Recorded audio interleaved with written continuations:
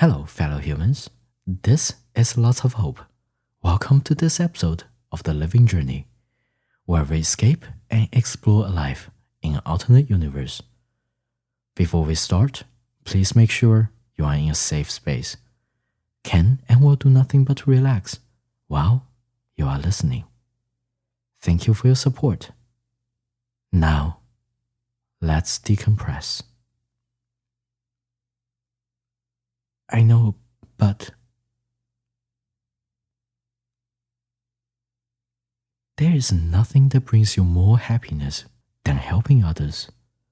Seeing the smiling faces, the appreciative expressions, and the incomparable comfort within yourself when you know somebody suffers just a bit less. All just makes you feel so very good. But it's not that easy. Somehow, the law of conservation of energy, the energy cannot be created or destroyed, applies to you in an extremely deviant way. The misfortune and suffering cannot be created or destroyed. It just transfers from one person to another. You realized of this calamity when you were in middle school, when one of your friends pointed out that whenever you help others, the misfortune turns around and hits right back at you.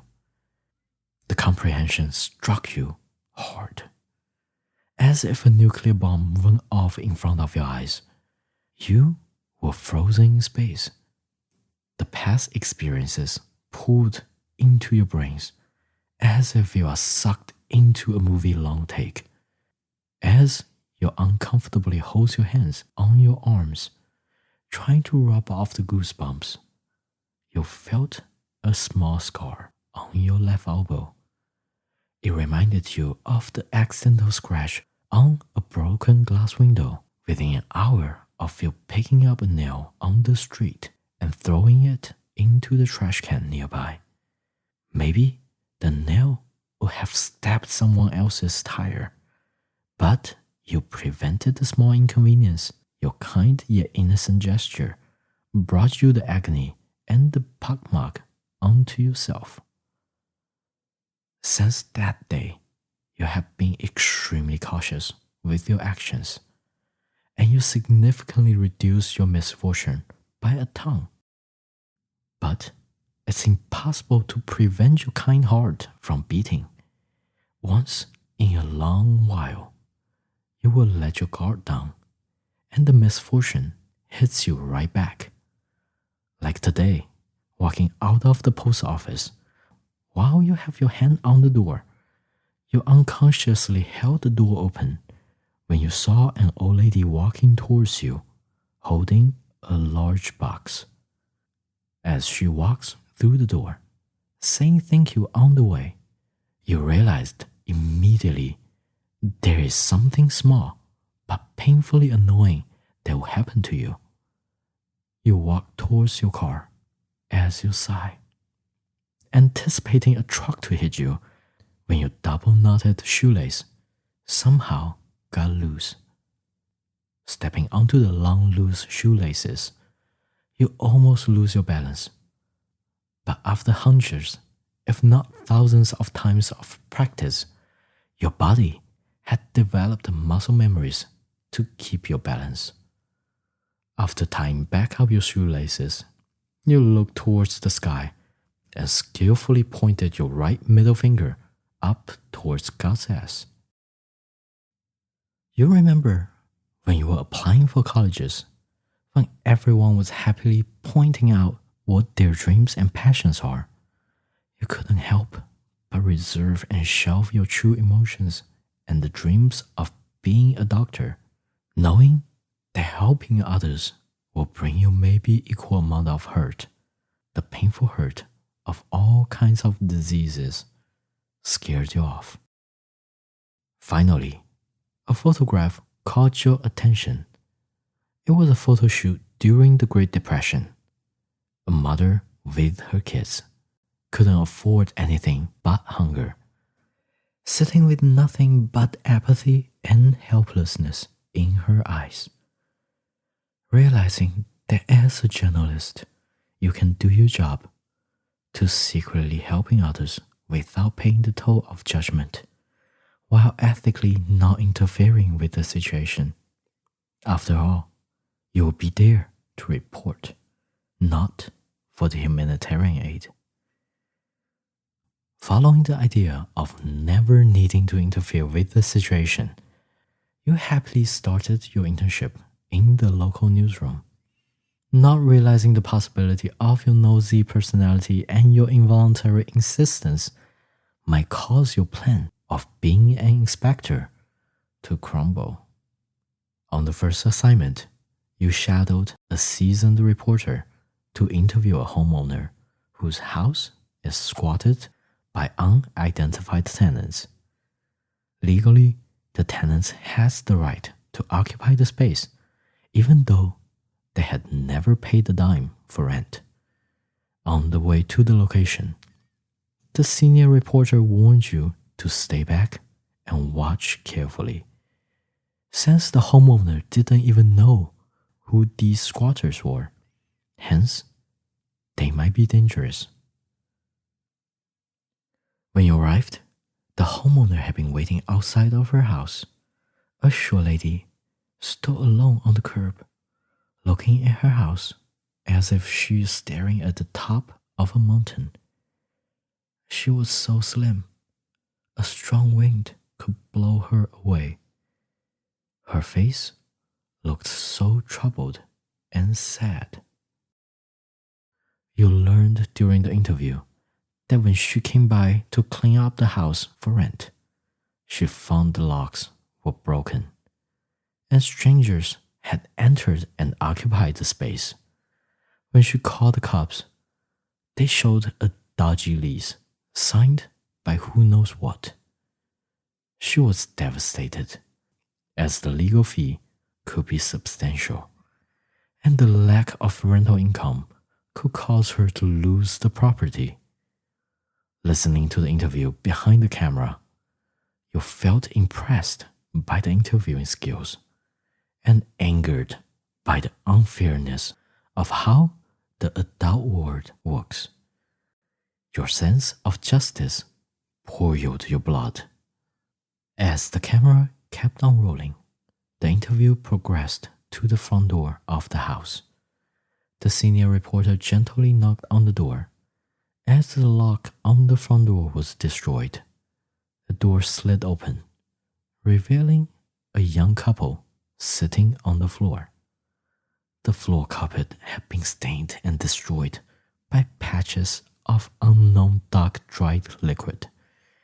Standing behind the camera, you saw the homeowner accompanying the cameraman and the senior reporter waiting by the door, requesting permission to enter as if they were vampires. The young couple were furious, screaming and tossing popcorn at the crew, like a priest sprinkling holy water against the evils, denying the vampires from entering through the front door. Feeling the anger and the desperation, the homeowner ran into the stinky house and the chaos broke out. That day ended with you calling the cops and the senior reporter dragging the homeowner out of the house.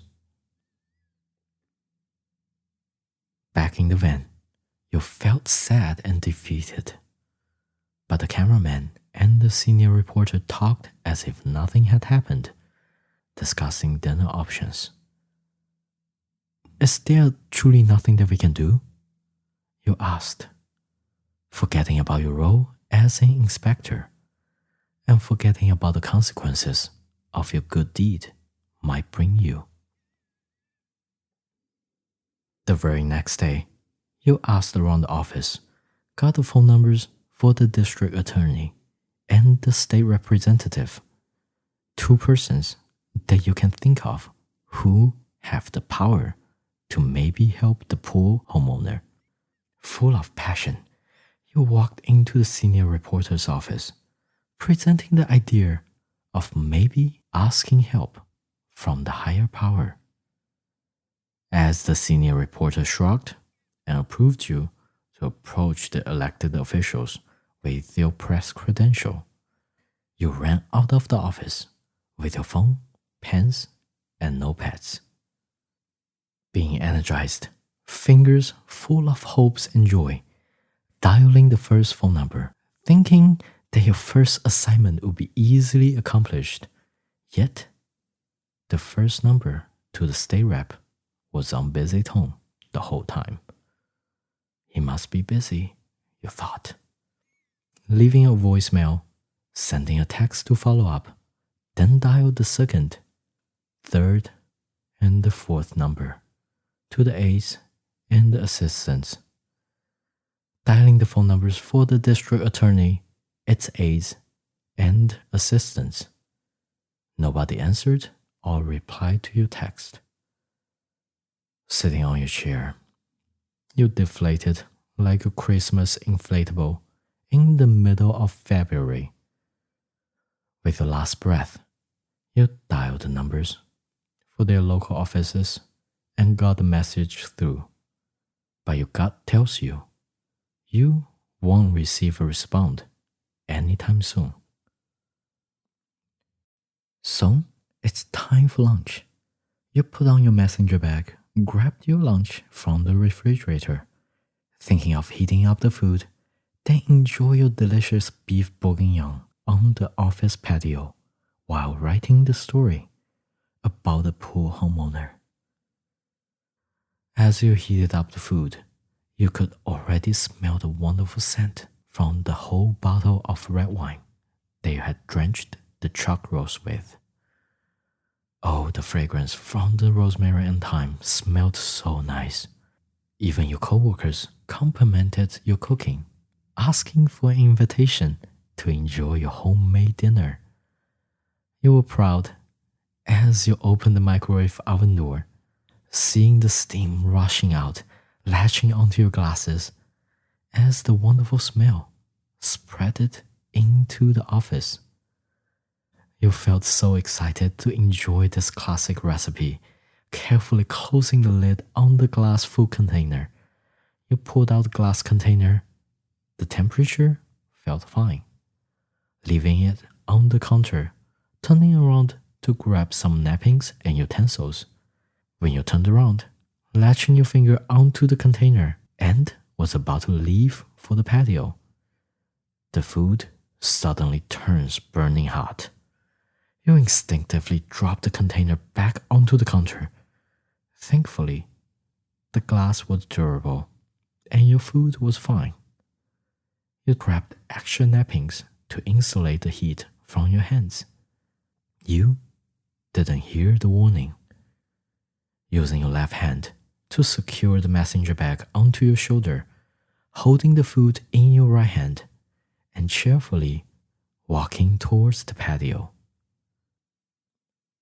Seeing the patio from a short distance away, the sunlight shines through the windows, lands on your face, and you felt relaxed. And you are so ready to recharge yourself. You rush towards the door, opening it, allowing a couple of people who are coming back into the building to get through before you. You didn't notice one of the people who is getting in accidentally has his messenger bag caught on yours. As you walk through the door and he walks away, magically, your bag that contains a laptop, a bottle of water, 2 notepads, and countless pens became light as a feather, being pulled back by the guy's messenger bag as you both walked away. Your shoulder strap grew and expanded like a rubber band. Once the door of the patio closed, your bag automatically detached from the guys and got caught behind the closed door. The rubber band suddenly snapped back, returning to its original length. When your shoulder got snatched back, you can see the slow motion of your good deed punishing you. You first saw your favorite shoes flying off your feet as your feet fly in the air like ribbons. Then you see your hands waving and vibrating in the air.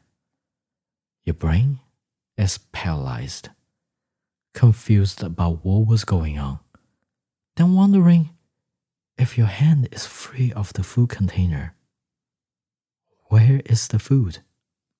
Turns out it had already flown beyond your sight and is about to land back on your forehead.